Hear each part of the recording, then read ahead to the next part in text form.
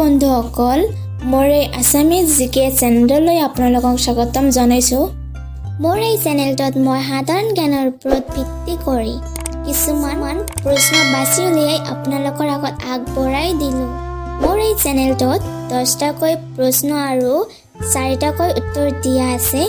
কমেণ্টত লিংকটো দিয়া আছে। আপোনালোকৰ শুদ্ধ উত্তৰখিনি লিংকটোত গৈ দিয়ে যেন।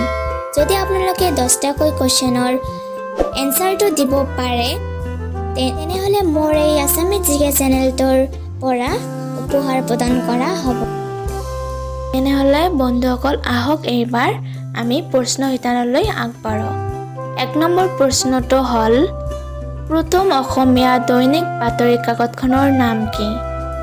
এ দৈনিক অসম, বি দৈনিক বাতৰি, চি অসমীয়া সাদিনী, ডি জনমভূমি।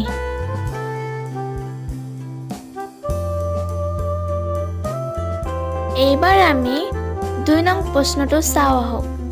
আইনাত নিজৰ মুখখন চালে নিজতকৈ কিমান গুণ বেছি ধুনীয়া দেখা যায়? এ 6ৰ পৰা 9 গুণ, বি 2ৰ পৰা 5 গুণ, চি 7ৰ পৰা 10 গুণ, ডি 6ৰ পৰা 4 গুণ।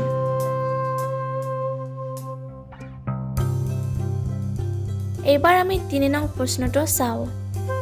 ভাৰত কোনে আৱিষ্কাৰ কৰিছিল? A Vasco da Gama, B Fahien, C আলবেনিয়ান, ডি ইব্ৰাহিম।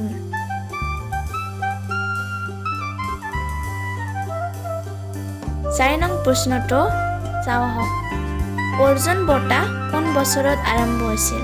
এ 1947 চন, বি 1949 চন, চি 1961 চন, ডি 1983 চন।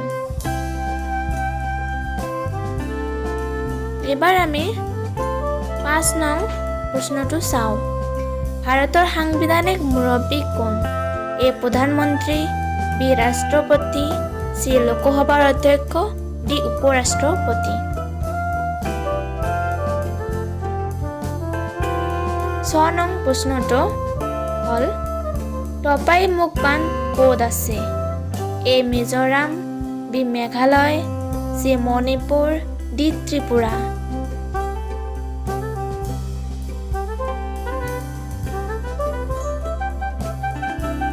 7 নং প্ৰশ্নটো হ'ল মিজোৰাম ৰাজ্য কেতিয়া গঠন কৰা হৈছিল?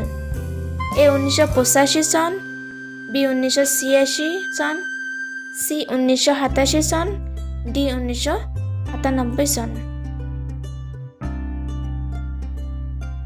8 নং প্ৰশ্নটো হ'ল হৰ্ণবিল কোন ৰাজ্যৰ জাতীয় উৎসৱ? A Sikkim, B Nagaland, C Manipur, D Arunachal প্ৰদেশ।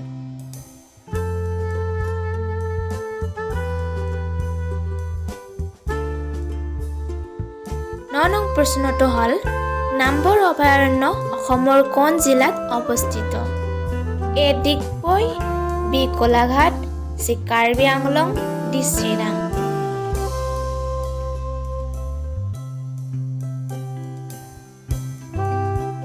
এবাৰ অন্তিম প্ৰশ্নটো হ'ল অসম সাহিত্য সভাৰ প্ৰথম সভাপতি কোন আছিল?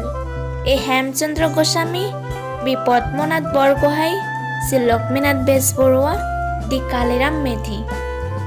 বন্ধুসকল আজিৰ ভিডিঅ'টো ইমানতে সমাপ্ত কৰিলোঁ। যদি মোৰ ভিডিঅ'বোৰ চাই ভাল লাগি থাকে তেনেহ'লে শ্বেয়াৰ আৰু ছাবস্ক্ৰাইব কৰিব বুলি আশা কৰিলোঁ।